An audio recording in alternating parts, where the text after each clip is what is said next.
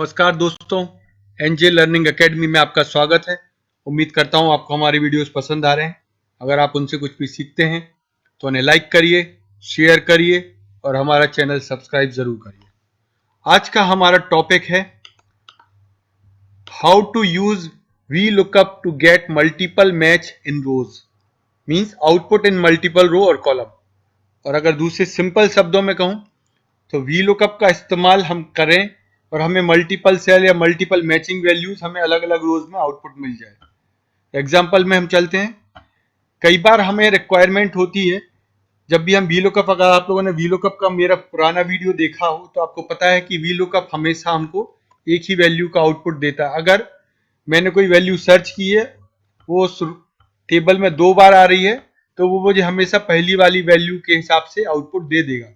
लेकिन अगर वो रिपीट हो रही है, सेकेंड टाइम थर्ड टाइम आ रही है, तब VLOOKUP आपका काम नहीं करता है। हमेशा वो आपको आउटपुट में पहली वैल्यू ही देगा। एग्जाम्पल के लिए यहाँ पर मैंने रीजन और कंट्री, ये लिस्ट मैंने लेकर रखी हुई है। इसमें अगर आप देखेंगे तो रीजन आएगा, जैसे एशिया, तो उसमें कंट्री है अफगानिस्तान। फिर सेकंड में आप देखेंगे रीजन में, फिर एशिया अगर इधर पे, तो उसके अगेंस्ट में कंट्री है बांग्लादेश। तो यहाँ पर जैसे ही मैं ड्रॉप डाउन मैंने यहाँ पर बनाया हुआ है, अगर मैं ड्रॉप डाउन में एशिया सिलेक्ट करता हूं तो यहां पर अगर मैं VLOOKUP लगाऊंगा, लुकअप वैल्यू एशिया, टेबल में ये टेबल सिलेक्ट करता हूं, column comma 2, then comma, exact match, bracket close, press enter. तो जब भी मैं VLOOKUP यूज कर रहा हूं तो मुझे आंसर क्या है, अफगानिस्तान। अगर मैंने इस फॉर्मूले को नीचे ड्रैग किया और मैं चाहता हूं कि यहां पर इसमें मैं इसको फिक्स कर देता हूं, लुकअप वैल्यू को F2 को, उसके बाद फिर इस फॉर्मूले को हम ड्रैग करते हैं, इसको मैं ड्रैग करके नीचे लेकर आता हूं। तो आप देखेंगे जितना नीचे में जा रहा हूं तो अफगानिस्तान के बाद कोई दूसरा ऑप्शन नहीं आ रहा। अगर नेक्स्ट ऑप्शन आना चाहिए तो वो आना चाहिए बांग्लादेश, लेकिन यहाँ पर बांग्लादेश ऑप्शन में ना आकर अफगानिस्तान आ रहा है। लेकिन मेरा रिक्वायरमेंट है कि जैसे ही मैं जो भी रीजन ड्रॉप डाउन में सिलेक्ट करूं और VLOOKUP फॉर्मूले की मदद से मुझे आउटपुट में जितनी भी कंट्रीज हैं एशिया के अंदर, वो सारी कंट्रीज की लिस्ट मुझे यहां पर मिल जाए। तो कैसे हम VLOOKUP का इस्तेमाल करेंगे मल्टीपल आउटपुट लेने के लिए, मैं जब डुप्लीकेट वैल्यूज है सेम वैल्यू का आउटपुट लेने के लिए, तो हम शुरुआत करते हैं। सबसे पहले हमें इस टेबल को मॉडिफाई करना है। मॉडिफाई करने का मतलब जो कॉलम्स है उसे उन्हें नहीं छेड़ना है, हमें एक कॉलम सबसे पहले इंसर्ट करना है टेबल के पहले। तो जो भी टेबल, अगर आपका कॉलम ए से स्टार्ट हो रहा है तो उसके पहले एक कॉलम इंसर्ट कर दें। अगर बी या सी से स्टार्ट हो रहा है तो उसके पहले एक कॉलम इंसर्ट करें। उस कॉलम में हम एक फॉर्मूला लगाएंगे, उधर लिखते हैं सीरियल नंबर। तो अगर मैं यहां पर VLOOKUP लगा रहा हूं अभी एशिया के ऊपर, तो एशिया तो डुप्लीकेट वैल्यू है, लेकिन VLOOKUP हमेशा यूनिक वैल्यू पे काम करता है। तो हम कोशिश करते हैं कुछ यूनिक वैल्यू बनाने की, फिर हम VLOOKUP लगाएंगे। तो यहां पर मैं सबसे पहले जो फॉर्मूला लगाऊंगा वो बनाता हूं मैं यहां पर, कि जैसे ही मेरा ये रीजन यहां पर इस टेबल के रीजन से मैच करे तो वहां पर मुझे नंबर दे दे 1, फिर सेकंड जब आएगा उधर नंबर दे 2, फिर थर्ड आएगा उधर नंबर दे 3। ऐसे करके अगर मुझे काउंटिंग यहां पर दे दे तो मेरी एक यूनिक वैल्यू बन जाएगी। कैसे, अभी हम देखते हैं।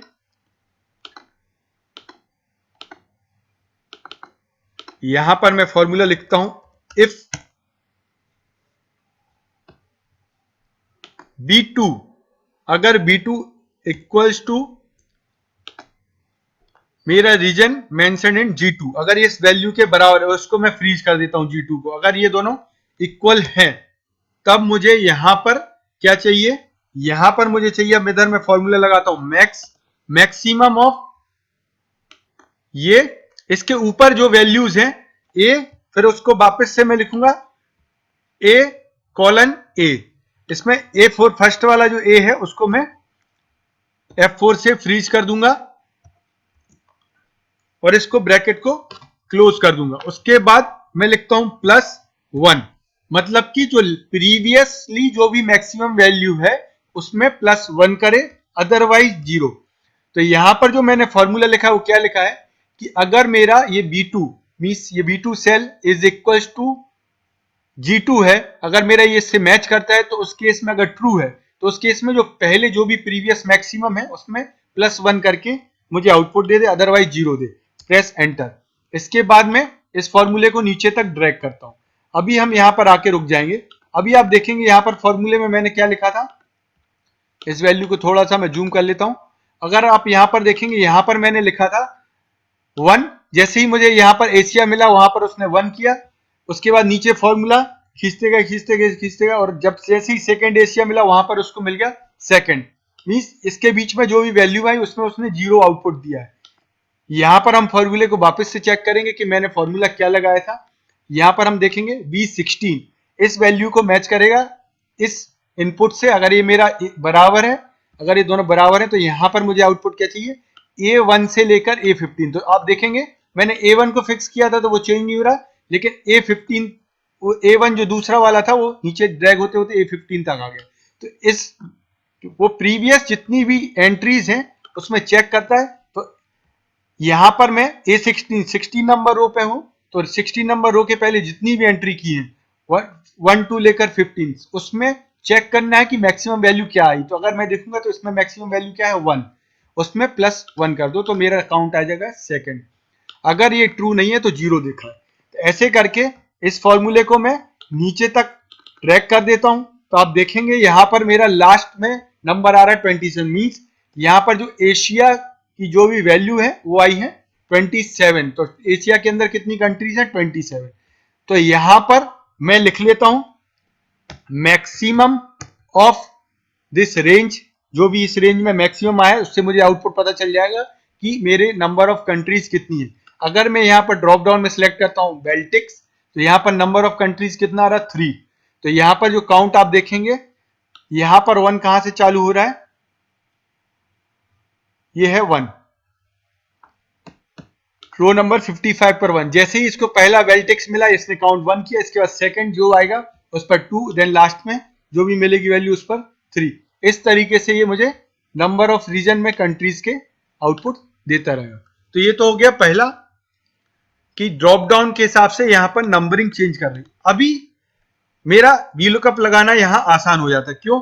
क्योंकि यहां पर मुझे यूनिक वैल्यू मिल गई। अभी मुझे VLOOKUP रीजन के ऊपर ना लगाकर नंबर के ऊपर लगाना। अगर मेरा 1 नंबर है तो फर्स्ट आउटपुट, तो यहाँ सीरियल नंबर में लिखता हूँ 1 2 3, ऐसे करके मैं इस सीरियल नंबर को खींच देता हूँ अराउंड 50। आपका जितना मैक्सिमम वैल्यू है उतना ज्यादा इधर पर ड्रैग करके फॉर्मूला लगा। अगर मेरा मैक्सिमम कंट्रीज 50 तक आता है तो मैं 50 रोज तक इस फॉर्मूले को खींच दूंगा। फिर यहां पर मैं लगाऊंगा VLOOKUP।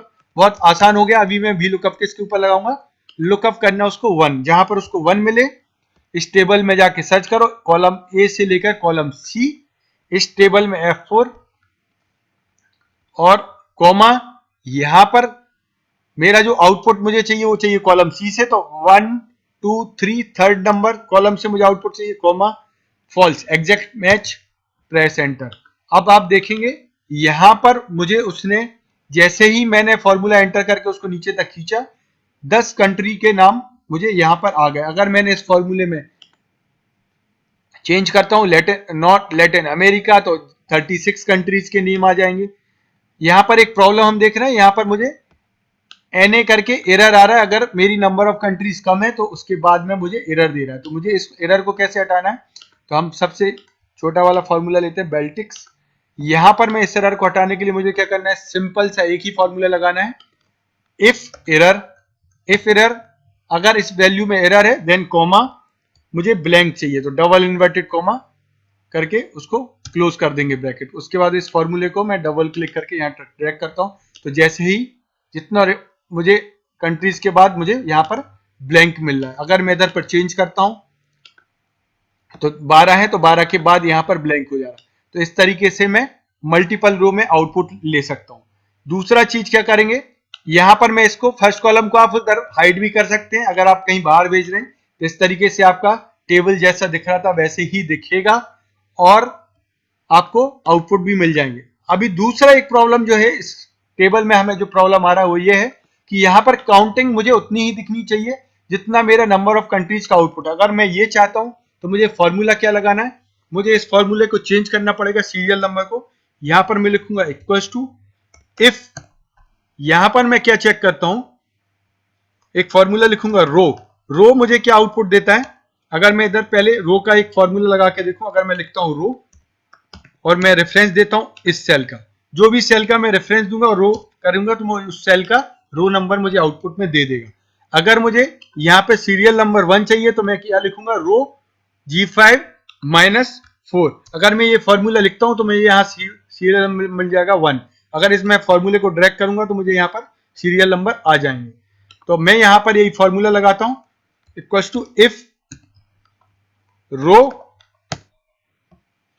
G5 close -4 if this value, पहले मुझे चेक करना कि अगर ये वैल्यू मेरी इज ग्रेटर देन 12 है, अगर ये मेरी वैल्यू ग्रेटर देन 12 आ रहा, अगर ये आउटपुट, तो मुझे यहां पर ब्लैंक दिखना चाहिए, क्योंकि मैं चाहता नहीं हूं कि 12 से ज्यादा के बाद वो काउंटिंग दिखाए मुझे। If it is not greater than 12 तब मुझे इसका आउटपुट दिखना चाहिए, दैट मीन्स कॉमा और यहां पर ब्रैकेट क्लोज करके मैं इसको एंटर करते इस फॉर्मूले को ड्रैग करूंगा। यहां पर एक गड़बड़ कर दी हमने, यहां पर हमको इसको फिक्स करना है, किसको, F3 को। F4 से मैं फिक्स करके फिर फॉर्मूले को ड्रैग करता हूं और आप देखेंगे कि यहां पर मेरा जितना मेरा कंट्री का आउटपुट है उतना ही मुझे रोज दिख रहा है, नंबर दिख रहा है। अगर मैं यहां पर वेल्टेक्स सिलेक्ट करता हूं तो 3 आउटपुट आने चाहिए, तो 3 ही कंट्री के नेम आ रहा है, उतना ही सीरियल नंबर दिख रहा है। इस तरीके से मैं वीलुकअप का स्मार्टली यूज करके मल्टीपल रो में आउटपुट ले सकता हूं। मुझे क्या करना है, मुझे यूनिक वैल्यू चाहिए, तो यूनिक वैल्यू लाने के कई तरीके हैं। एक मैंने तरीका होता है, इस तरीके से आप यूनिक वैल्यू लाएं और उसके बाद वीलुकअप अप्लाई करें, आपको मल्टीपल रोज में आउटपुट जरूर मिलेगा। दोस्तों आज के लिए इतना ही। अगर आपको हमारे वीडियोस पसंद आ रहे हैं, उनसे कुछ भी चीज सीखते हैं, तो उन्हें लाइक करिए, शेयर करिए और हमारे चैनल सब्सक्राइब जरूर करिए। थैंक यू दोस्तों।